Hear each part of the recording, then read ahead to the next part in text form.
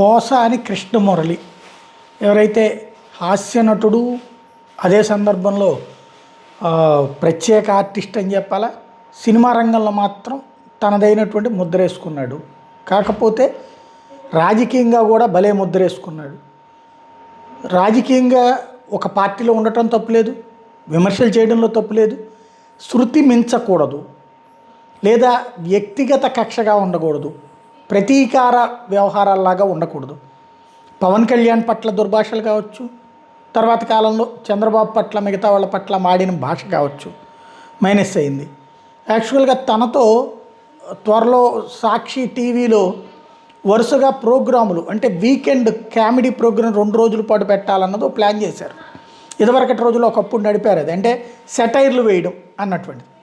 అయితే ఇప్పుడు ముందు జాగ్రత్త జరిగే రివర్స్గా ఓ పక్కన పోసాని కృష్ణమురళి మీద రాష్ట్రం అంతటా కేసులు పెట్టడం ప్రారంభించేటప్పటికి తాను శాంతం రాజకీయ సన్యాసం చేస్తున్నట్టు ప్రకటించారు.